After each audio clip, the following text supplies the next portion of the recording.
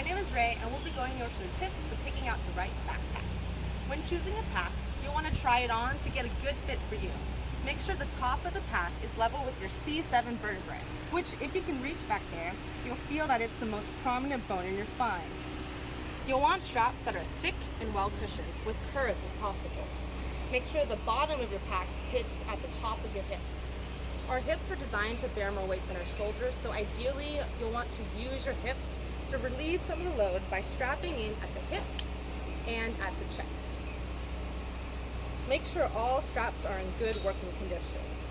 You'll strain yourself, and you could do a lot of damage with a busted strap on your backpack.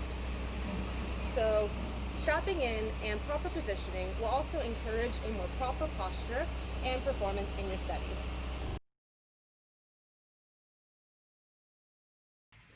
So today I'm going to be weighing my backpack, and I filled it with 2 classes worth of books, textbooks, and my laptop. So my backpack weighs just under 20 pounds.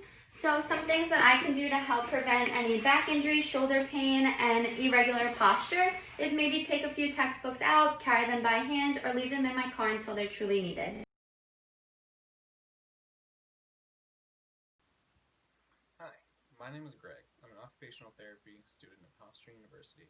As part of the AOTA's National School Backpack Awareness Day, I want to teach you how to correctly load your backpack. To start, you want to have all the big heavy textbooks or just other items that weigh the most closer to the front of the backpack. That's the part that's going to be touching your spine. You want to have all the smaller items furthest away from your body. You want to do that to make sure you have the center of gravity of your backpack closest to the center of gravity of your body. By doing that, you're going to reduce the overall strain on the muscles in your back that's going to be used to help support your back. You also want to make sure that your pack is going to be less than 10% of your total body weight. And so if you're a 100-pound person, you don't want to have more than a 10-pound backpack. If you go over, then I recommend just taking one of the books out and carrying it.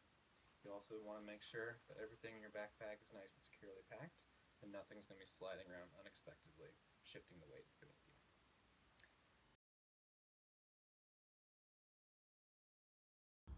In addition to properly packing your backpack, as well as paying attention to the weight and dimension requirements, there are a few other things you can do to make sure that you are safely carrying your backpack on your back.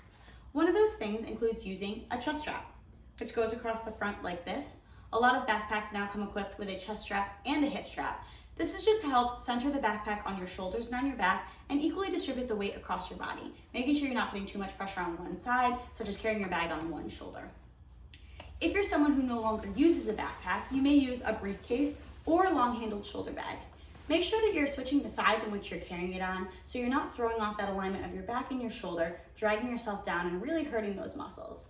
If you do have a long-handled bag with a handle long enough to go across your body, drape it over one shoulder, have it lay diagonal, and this will help equally distribute that weight so that you are, again, not leaning too much to one side.